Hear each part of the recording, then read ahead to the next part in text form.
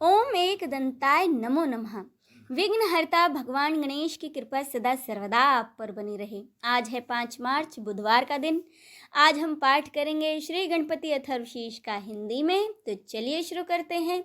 भगवान गणपति को मेरा नमस्कार है। हे गणेश, तुम ही प्रत्यक्ष तत्व हो, एकमात्र तुम ही करता हो, तुम ही एकमात्र धरता हो, तुम ही एकमात्र हरता हो। निश्चय ही तुम ही सब रूपों में उपस्थित ब्रह्म हो, तुम ही साक्षात नित्य आत्म स्वरूप हो। मैं न्याय संगत कहता हूँ, सत्य कहता हूँ। हे श्री गणेश, आप मेरी रक्षा करो। आप वक्ता अर्थात बोलने वाले की रक्षा करो।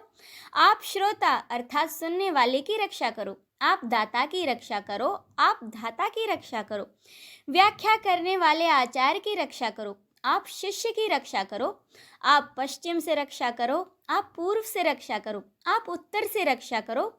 आप दक्षिण से रक्षा करो। आप ऊपर से रक्षा करो। आप नीचे से रक्षा करो। आप सब ओर से मेरी रक्षा करो। आप चारों ओर से मेरी रक्षा करो। हे गणपति, तुम ही वांगमय तथा चिन्मय हो, तुम ही आनंदमय हो, तुम ही ब्रह्ममय हो, तुम ही सच्चिदानंद और अद्वितीय हो, तुम ही प्रत्यक्ष ब्रह्म हो, तुम ही ज्ञानमय तथा तुम ही विज्ञानमय हो। ये संपूर्ण जगत तुमसे ही उत्पन्न होता है। ये संपूर्ण जगत तुम में ही सुरक्षित रहता है। ये संपूर्ण जगत तुम में ही विलय को प्राप्त होगा। तुम ही भूमि, जल, अग्नि, वायु और आकाश हो। तुम ही चारों प्रकार की वाणी अर्थात परा, पश्चंती, बैखरी और मध्यमा हो। तुम प्रकृति के तीनों गुणों सत्व, राजस्व और तमस से परे हो। तुम जागृत, स्वप्न और सुसुप्ति इन तीनों अवस्थाओं से परे हो। तुम स्थूल, सूक्ष्म और वर्तमान तीनों देहों से परे हो। तुम भूत, भविष्य और वर्तमान तीनों कालों से परे हो। तुम मूलाधार चक्र में नित्य स्थित रहते हो। इच्छा, क्रिया और ज्ञान तीन प्रकार की शक्तियां तुम ही हो। प्रत्येक योगी जन तुम्हारा ही नित्य ध्यान करते हैं। तुम ही ब्रह्मा हो, तुम ही विष्णु हो, तुम ही रुद्र हो, तुम ही इंद्र हो, तुम ही अग्नि हो, तुम ही वायु हो, तुम ही सूर्य हो, तुम ही चंद्रमा हो, तुम ही ब्रह्म हो। भूः, भूर्वः, स्वः ये तीनों लोक अर्थात ओमकार वाच्य पर ब्रह्म भी तुम ही हो। गण के प्रथम शब्दांश ग का उच्चारण करने के बाद वर्णों के आदि अर्थात अ उच्चारण करें। उसके बाद अनुस्वार अर्थात म का उच्चारण करें। इसके बाद इसे अर्धचंद्र से सुशोभित करें। इस प्रकार गम ओमकार से अवरुद्ध होने पर भी तुम्हारे बीज मंत्र का स्वरूप ओम गण बनता है। गकार प्रथम रूप है, अकार मध्य रूप है और अनुस्वार अणीम रूप है। बिंदु उत्तर अर्थात ऊपरी रूप है। नाद संसाधन होता है। ये सभी आपस में मिलकर ओम गण ये रूप बनाते हैं। इसे गणेश विद्या कहते हैं। गणक इसके ऋषि हैं। निच्रद गायत्री छंद है। गणपति देवता हैं। वह महामंत्र ओम गण गणपते नमः है।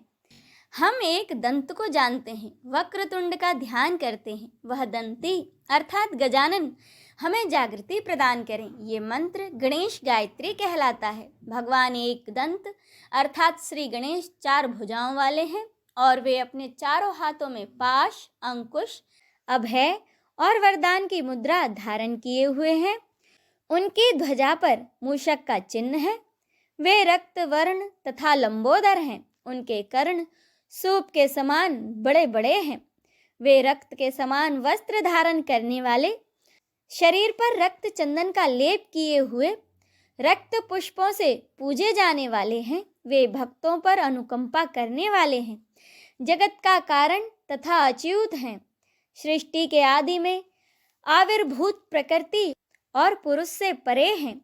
श्री गणेश जी का जो नित्य ध्यान करता है वह सभी योगियों में श्रेष्ठ है। व्रातपति को मेरा नमस्कार है। गणपति को नमस्कार है। प्रथम पति अर्थात शिव जी के गणों के अधिनायक को नमस्कार।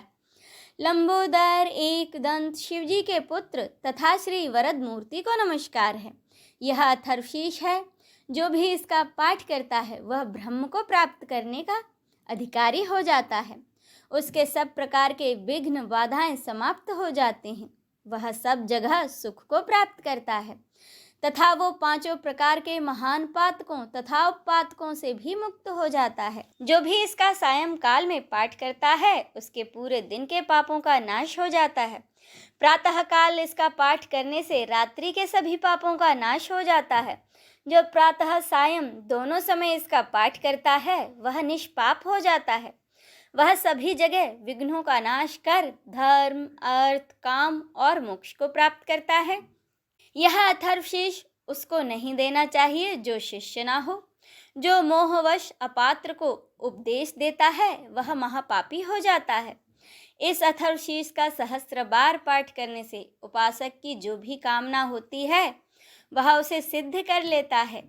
जो भी अथर्वशीष का पाठ करते हुए गणपति को स्नान कराता है वह वक्ता बन जाता है।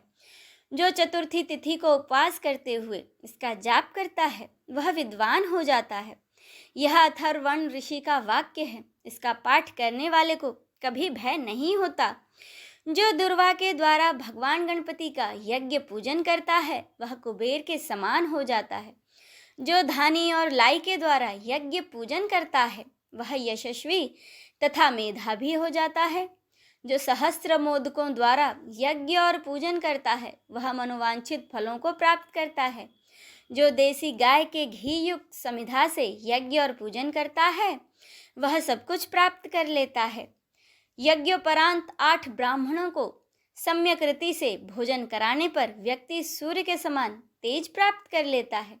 सूर्य ग्रहण में, महानदी में या श्री गणेश की प्रतिमा के पास इस अथर्वशीष को जपने से इसकी सिद्धि हो जाती है तथा वह महाविघ्न, महादोषों तथा महापापों से भी मुक्त हो जाता है। जो इस प्रकार ये जानता है वह सर्वज्ञ हो जाता है। ओम शांति शांति शांति ही। इसी के साथ अथर्ववेदीय गणपति उपनिषद संपूर्ण होता है। बोलिए विघ्न हरता पार्वती नंदन भगवान गणेश की जय, माता पार्वती की जय। हर हर महादेव।